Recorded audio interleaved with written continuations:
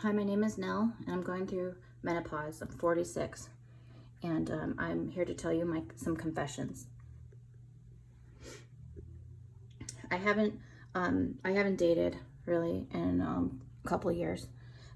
Well, I went on one date kind of recently, but I didn't know it was a date until I was on it, because I thought I was going over to my 85-year-old neighbor's house because he said, I quote, "I haven't properly thanked you enough for taking me to the hospital," because I had taken him to the hospital a few months earlier when he was having a cardiac arrest. But about a half hour after I'm into this visit with him to thank me, I realize it is a date and he's definitely interested in getting down my pants. But so that doesn't really count. And I haven't returned any of his calls or text messages since then. That's my other confession, is that I am a ghoster. I'm one of those people that ghost people, and I know it's not nice. I'm not proud of it. So the last time that I actually dated someone I was interested in, we were dating and we were getting to that date where we were going to have sex. And I was excited about it. And so I was super constipated though. And I had, I had the date and we had sex and it was really, really good. And then I realized, like, oh God, if we have sex again,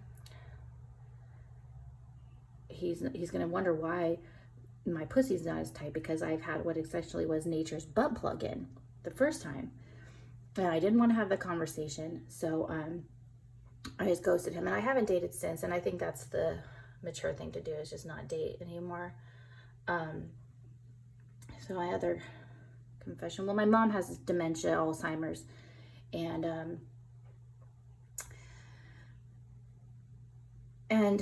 but it's actually been it's been good for our relationship, because when she's not sure who's driving her to Target, her car ride's a lot nicer. She's always been nice to strangers.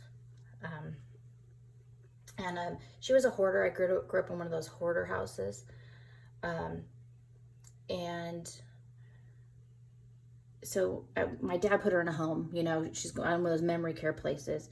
And so my sister and I were like, okay, Dad, we're going to come over every Tuesday. We're going to clean the house. So we're like, okay, see you next week. Next Tuesday, we're cleaning your bedroom. I think that it's just important to the story that that he had foreknowledge that we were going to clean the bedroom, which he did.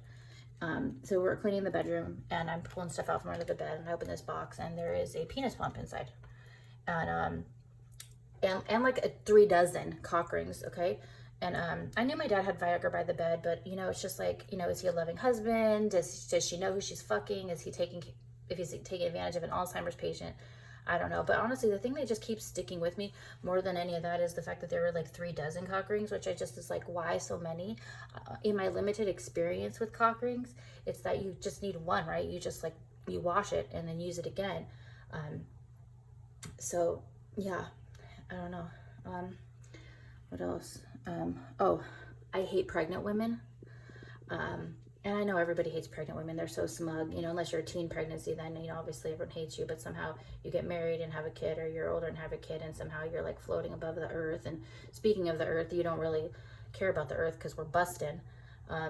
But also, you're like floating above the earth. You're in a milk bath with flowers in it or some shit or whatever, but it's like, you're not special. Half the planet can squeeze out a kid. And also, like, you don't need a parking spot at the mall. Okay. And I'm not just some citizen, just like on a rant or whatever. I'm a nurse, and during the pandemic, when they really wanted me to come in to work, I was a hero.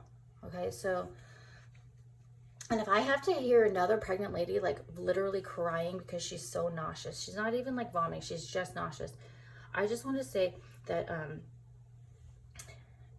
that is a sign for you to have an abortion, because a sign from God or the universe that you need to have an abortion, because I promise you that if you can't handle the nausea, you can't handle having a baby.